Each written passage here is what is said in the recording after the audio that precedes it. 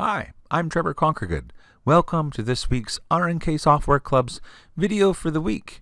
And the topic for this week is going to be about our free monthly embroidery designs. Those are the ones that if you've already downloaded them, you'll find them on the right in your library where it says free monthly designs, and then you can click the little plus or minus to expand all of the different years for that month. And so when I click on February 2022, that would be the latest monthly designs. And so now I need to change from the library tab to the designs tab to be able to see what those monthly designs are. And so, if you don't have those designs, then you need to visit our website. So now you're going to visit rnksoftware.club. Okay, you need to log in. If you own the software, you should have a sign in.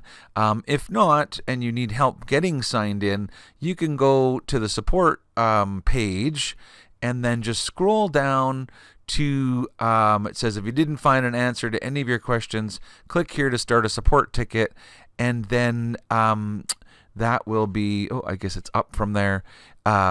You can choose website support if you're having troubles logging in. Of course, software support if you want to send in a question about the software, but they go to different places, and so if you do need any help with signing in, that's probably the best way to get it.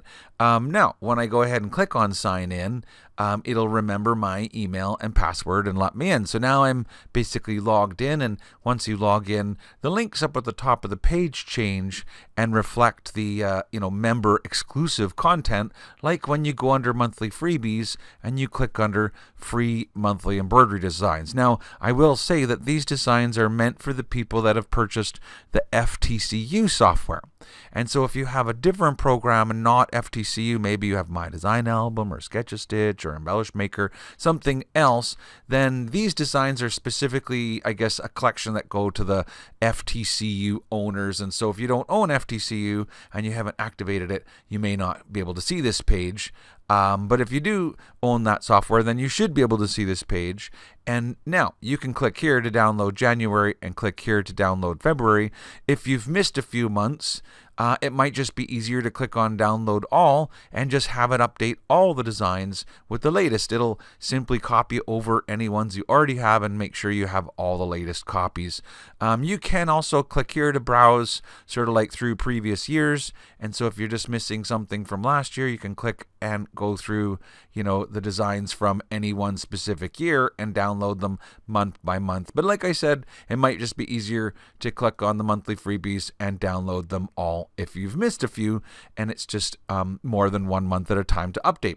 Okay, all that said, that's how you get the designs. And so now when I browse on my library, I have all these different folders, and when I click on one of the folders, I simply browse over designs to see the designs that are in that month of that year. And so I wanted to bring out this Peace and Love glasses. This is a new one that is made with an applique. And I just wanted to point out, I guess, the difference. And so, first of all, if you watch the designs start out, it will sew a run stitch and stop. So now you can place your fabric down, and now a second run stitch, and then you'll trim the fabric away from around the excess of that shape, and then it'll finish off and put a satin stitch cover. Okay, and now it does an applique for each of the glasses, and so there's like the run stitch placement line for both glasses, and then I actually used something really cool to make these look like mirrored glasses. It's the foil from our RNK foil collection, I guess. It's like a heat transfer foil. And so I'll show you pictures in a minute of me using that. So it does the same idea. It does a second run stitch. So the first one, your placement line, place your foil down. Then it'll do the second one. That's the trim around line. Now you trim the excess foil. Now, when the design starts sewing again this time, it doesn't immediately put the border because it's going to build all of the little parts of the word peace and love. And so you'll see that the border comes kind of after those little extra parts, and that way the border kind of cleans the whole thing off. And so the way that it was digitized is slightly different because for the second applique, we didn't use the applique tool. We simply made a run stitch and stopped for the applique placement parts. And then the borders that come afterwards, they were done using your similar kind of tools in the program. So you have a satin path and then a run stitch and another satin path. And eventually you'll see the one here that looks like the glasses outline. Okay, so I thought I would talk a little bit about this because, well, first of all, let's just see how to stitch it. And so I've got some pictures here of me stitching the design using the foil. And so this is the R&K Power Shine foil. Essentially, it's a heat transfer foil, and so it works great if you have, a digital cutting machine and you want to cut out a, name or pattern, and then you can iron it onto a t-shirt. But in this case, I just thought it looked like something like a mirrored sunglass, and so I embroidered onto it. And so I'm not really using it as a heat transfer. I'm simply using it as an applique fabric. And so I sew the first run stitch onto it, then I take my scissors and I trim around that run stitch, and so that's leftover foil, and essentially it becomes a layer of applique, but I didn't actually use the applique tool to make it, is all I'm saying. And once you trim around it, then it sews kind of like the rest of it, and you can see how much of a mirror it really looks like, because that's me and my hands taking my picture in the reflection of it. But once you're done embroidering all of those little pieces and the borders, you end up with a really cool embroidery design, and it kind of looks like a mirrored sunglass for your applique fabric. So that fabric, if you're wondering what we used, is the R&K Power Shine foil in the silver. Now, I wanted to come back to applique and just the software again. Have you ever done an applique where after trimming the fabric and then sewing the border, there was some of that applique material showing on the outside? Well, a simple solution to that is usually to make the border fatter or to offset the border, to become further to the outside. And so what I'm saying is, when I have an applique, all right, so everything's grouped together. So let's click on group and select off. So this outer shape, as you recall, was an actual applique shape made in the software using the applique tool. And in that case, when I select it, I have a simple solution to making the border fatter. Just come in here. If it was 3, make it 4 and click apply, and that will fatten it up. Okay, and you also have the ability to do the inset. Currently it's set at 50-50, which means half of that border will be on one side of the placement line and half will be on the other. But you do have the ability in the software to change your applique placement. And if I made it, let's say 30, that pushes more of that border towards the outside. Now, some of that is not necessarily, okay, so that's what's great about using the applique tool. But when I do the applique as I did for the Peace and Love, where we didn't really use the applique tool, we just used the run stitch to make the placement lines and the run stitch to make the tack downs, and then we used our satin path tool to create all the satin paths. Well, the outer satin path is a little bit different. First of all, it's actually a satin path and not a steel stitch. And the difference is, when I have a satin path, I would have actually created both the inside and outside shape to digitize this, right? So would have been using a tool that went click, click, click, click, click, click, and defined both sides.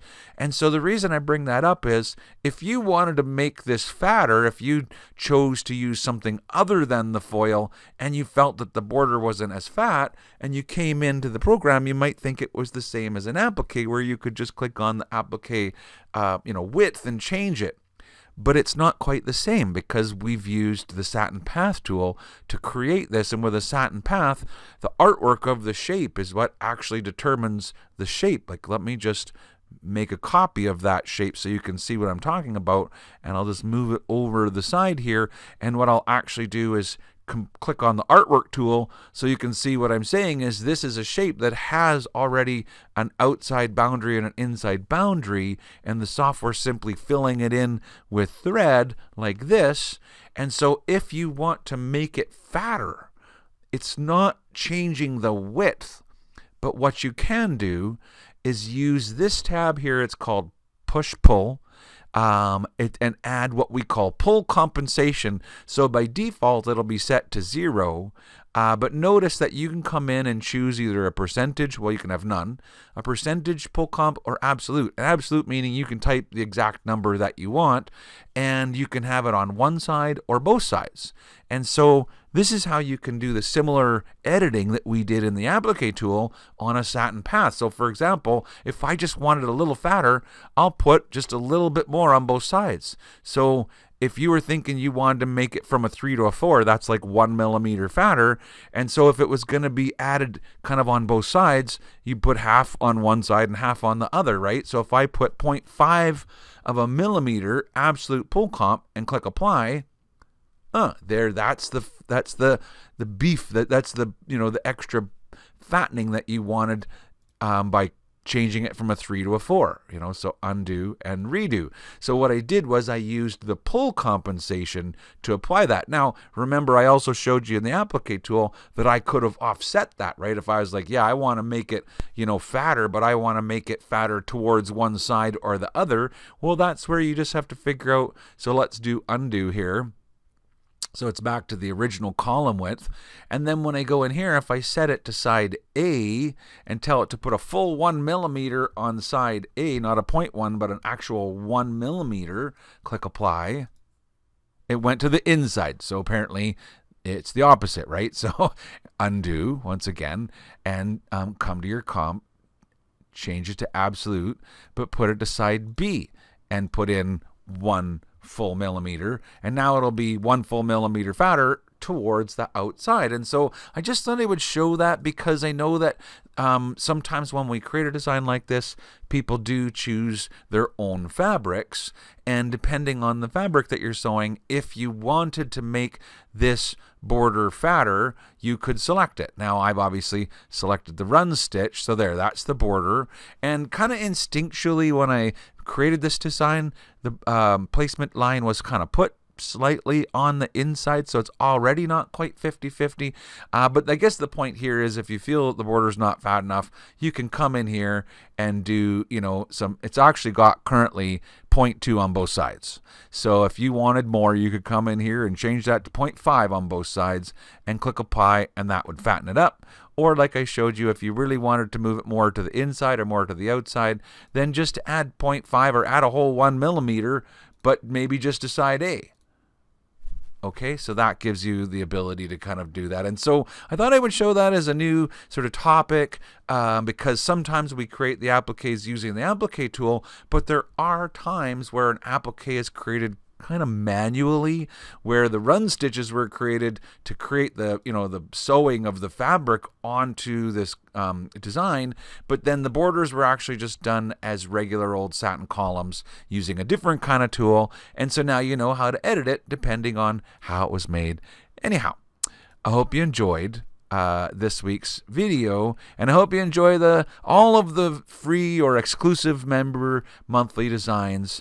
Until next week, have a great day, and bye for now.